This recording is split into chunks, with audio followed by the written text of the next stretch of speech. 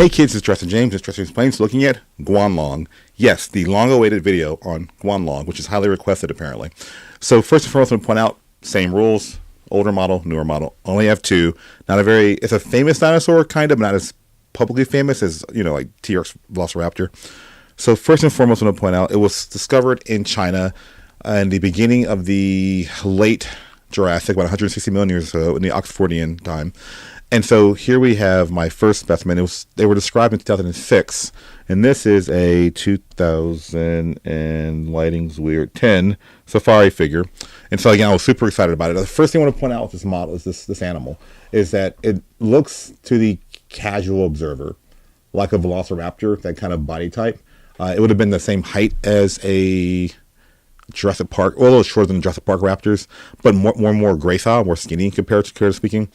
This is actually a relative of Tyrannosaurus. It's a group called Proceratosaurus, and I've done many videos where I've had my Tyrannosaurs out and I've explained their family. We're going to focus just on this branch today. But the one thing to point out, it has the three main fingers, it has the 4 toes, 3 on the ground, 1 the dew claw. So that's pretty on point. The most prominent feature on the animal is this crest right here. So the name Guanlong means crested dragon. Essentially, in China, long is like saurus. So we say Tyrannosaurus, Stegosaurus, Ankylosaurus, means lizard in Latin. Long is their word for dragon, basically. So a lot of these dinosaurs are considered dragon bones in some of the more rural areas. So what's going on here is that the crest is there. Now, what's really neat about these guys, they found 2 of them. Well, they first discovered found 2. The first media depiction of them showed the interpretation was they were found a juvenile who was about 6 years old and an adult about 12 years old. And apparently from bone studies, to suggest that they mature to adulthood by 7. You say, how do you know that? Well, one, the size difference, but then you said, well, if it's a boy or girl. In general, the babies have longer legs, bigger feet. More importantly, the adult had a crest from the tip of his nose to his eye. The juvenile had a crest over the nose, which in general, these kind of crests are too weak to be used for fighting. They're most likely display, and particularly a display of maturity and for mate selection. So the idea is that when you're a kid, you have no money. When you're an adult, you have money. Then you can go on dates, right? The idea is that this crest being this big is showing that it was a full adult. And the bone studies, also the bones of a baby, they have not more holes in them, but they're more aerated to kind of accompany for growth. When you're an adult, the bones are kind of solidified almost in some ways. And so the idea here is that they can tell it's an adult and a juvenile of the same species. They were found in this little pit, and it was first interpreted as a footprint of a large dinosaur, sauropod. And one of the candidates it could have been, now I have the Mimichisaurus, the Jurassic World Mimichisaurus here, which is awesome, which is amazing. I did a video on it already. Everyone say ooh, everyone say ah, appreciate that. But I also have the PNFO Mimichisaurus, and I kind of feel like when I got this one, that's when I got serious about Mimichisaurus. It's like, yes, now you have an official high quality specimen, Anyway, so the footprint they were found in, well, what they interpret as a footprint, Jim Kirkland, paleontologist in Utah, was like, it's probably just a sand, like quicksand. But either way it goes, 2 animals stuck in this pit. Horrible way to die. One of the things I point out when I'm teaching, usually, well, not 2 kids, but these animals all died, and how they died is very important. The science of taphonomy, which is a Russian word, it's like how, between dying and fossilization, what happened to the animal. And in many cases, the animals just die in a swamp and get buried and preserved. Sometimes they're moving around and everything. And so for these to be stuck in a pit and like suffocating, that's really terrible, actually. But great fossils for paleontologists. So anyway, this guy followed me and points. Now, it's depicted with a feather-like downing. The reason that's important is that this is a late Jurassic ancestor relative of T-Rex. The more famous cousin, or I think somewhat more famous, is Dilong. This is the one from the early Cretaceous in Liaoning, China. And of course, I mentioned before the Liaoning Chinese dinosaurs, those guys with the feathers, and they're just amazing, and there's so many of them that are under the size of a wolf, basically. If you're wondering, this specimen is a 2000 and this is Carnegie Safari. 2005. So we found evidence that Dilong had feathers. This is a relative that's a little older, and so there's no proof of feathers on the specimen, but it's assumed by most paleontologists. And so the feathers, of course, aren't flight feathers. They're there for a downing, kind of like you have hair for keeping warm. So basically, that's what you're seeing happening here. And as far as specimen goes, it's a pretty decent model. The hands are really weirdly large in this model, but again, if you look at the skeleton, it looks very much like it. And do you know, whenever I draw paleontology, anything, I find a skeleton, I find the actual specimen, and I try to draw from that, adding the meat and muscle and all that. Now, of course, the next thing to point out is our Jurassic World model. That's why we're here today, because when they make one, I have to go over it eventually. It's a 2-pack with Lystrosaurus, and I must summon the official scissors, Jurassic James. They are here to release the beast. Now, I'll point out that the Lystrosaurus is important. I've already done an unboxing of Lystrosaurus with the little girl from Jurassic World, one of them, Fallen Kingdom, I think, Maisie. That one was a review, kind of overview of it. Then I did a whole video just on Lystrosaurus. So you get an idea, and I told you Lystrosaurus is my favorite not dinosaur prehistoric critter. And so I really like the idea of having another one of these guys, because why? You have to have a lot. Again, these guys survived from the late Permian to the early Triassic extinction event, which was the biggest extinction event in Earth history that we know of. And so, if you have an animal, a vertebrate with backbone that survived that, you want to have that in your collection. And they were they were an abundant animal in the early Triassic. They were one of the most found things from that time. And so I have this guy here, and there's the one that came with Maisie, and the one that came with my previous Guanlong. And so plus we have these guys over here, and just those little packs on Walmart of all the little baby. They weren't babies technically; they're just smaller. Like, I figured out that if you read the pack, it's a mystery pack. You buy a little box, you're not sure which one is in it. You open it up. When I found out which one Lystrosaurus is in, I looked at the serial number on the back of the box, and I figured out. So I go to every store, I got Lystrosaurus. Anyway, not today's topic. I just wanted to show off that I have so many Lystrosaurus. My goal of one day having a dinosaur toy museum and having the different time periods, different critters everywhere is coming closer to being real. So anyway, I'm just really happy about these little guys. Anyway, so focus. Right, we're releasing today's topic was Guanlong. You forgot that, didn't you, James? Let's see. There we go. And to be safe, put the scissors back, away, and stored. Now, the box. Oh, look at that. Ooh, okay.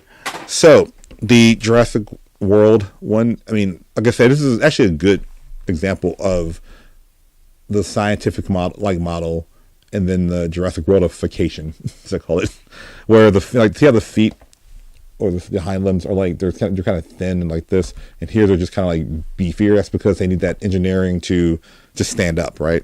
Like all Jurassic Park or World figures, they have these DNA codes on the inside. It is also put in the downing of feathers. The crest is pretty similar because we have the crest. We know how it looks. We have the skull, The 3-fingered hands. What I like that this guy shows, even better than this guy, is that the theropod hand gesture of this and not that. Now, this one isn't doing, well, actually it is. It is doing that. It is doing like the Jurassic Parky kinda. This guy's like, no, they are palm to palm. That's God intended, in my opinion. The idea that these guys grasp like that, right? So you see that there. Again, the jaw is articulate. It can speak very well. Get it? Articulate in paleontology is that the skeleton is in a way that it shows us, it's like how it looked in life, and just articulates are broken apart. But also articulate that the jaw can move in this toy, and there's articulate as in you speak well or not. So that's using the same word, and I killed the joke by explaining it in much detail. So yeah, very cool model in a lot of ways. I honestly, like I said, it's the only thing I would say is it's kind of chunkier overall, but they're around the same size, same mold. These are great display pieces together. Even if I know a lot of my friends they like the scientific models, not the Jurassic World models, but this guy's pretty good for a Jurassic World model. That being said, who are you related to? Let's see. So, do not stand. Okay, there we go. Okay, so late Jurassic China, we have its family namesake, the Proceratosaurus from England, late mid-Jurassic. And so this is the one that the group will call Proceratosaurus. Again, the idea was when they first discovered Ceratosaurus, the late Jurassic North American dinosaur has horns in his nose, the first dinosaur with horns known to science. They found this little guy in England. They found Ceratosaurus, a different dinosaur in North America, and it was called Ceratosaurus horned lizard. Then they found this guy in England, and this is older in time and has a smaller crest, and it was smaller overall. They said, this is the ancestor of Ceratosaurus, and they were wrong. But given what they knew back then, I understand. We now know it's his own group, and even cooler than that, the Proceratosaurid group are actually Tyrannosaur relatives. It would be really cool if it was like pros-Tyrannosaur, but we can't do, that's not how the names work in paleontology or even in science in general. The name that, if it's the first name given to a specimen, if no other species has that name, it is always kind of there, even if it, it was given to the animal based on what we thought it was related to. That turned out to be wrong, but the name still stands because it's the first of its type name, right? That's also very annoying because a lot of names are either lizards or beetles. There's a lot of beetles in the universe, not just the band, but the actual critters, little bugs. And so a lot of paleontologists give animals cool names or dinosaurs cool names, and then they found, a beetle already has that name. Yeah. So that's kind of a cool or annoying thing I've noticed. So that is this guy. So in Russia, at the same time, roughly, is this guy. We have, I did the video already. I can't say his name as well. Kilkias. It's a Russian Proceratosaurus. So these guys are the most famous members of this group. And of course, Middle Jurassic, England and Russia, late Jurassic China, and then we have early Cretaceous with Sinotyrannus China. And so these are Proceratosaurus. Now, even though some of them have crests, some do not. I think, if I remember correctly, this guy didn't have this part found, but it's in the same grouping, so it's been associated. And of course, Jurassic World made it bigger and, like that. And so that's what you're seeing here. These are our Proceratosaurs. They are a sister group to the Tyrannosaurs. They are thought to be the ancestors of Tyrannosaurs, or if not, a really close, like, uncle or cousin kind of thing. And so that's what you're seeing here. Now, as far as environment goes, we have China in the late Jurassic. So, of course, Mamichisaurus, this big boy right here, and the little one, the scientific one here. There's one animal called Sinoraptor, and Sino means Chinese, raptor is thief. It is not a dromaeosaur. This particular model is a 2003 Carnegie or Dino Safari Sinoraptor. So the name, if something has the name raptor on it, it doesn't mean it's a dromaeosaur. Dromaeosaur is what you think about when you think of raptor. Like Velociraptor, Anacondas, Utahraptor, those guys. Sinoraptor is closer to Allosaurus, actually. And so, but again, the name raptor really got popular in the 90s. I don't know why. And so a lot of things that are, just because it says raptor in the names, it means a dromaeosaur. Just know that. I do wonder why there aren't that many Sinoraptors are pretty, it's not like spectacularly some large, well-known dinosaur in China, but it's still pretty established dinosaur. And so I'm surprised that like Jurassic World or someone else has made another model of it, because it's kind of a big deal. And it's a huge Chinese market for buying stuff. So, so Sinoraptor is a predator there.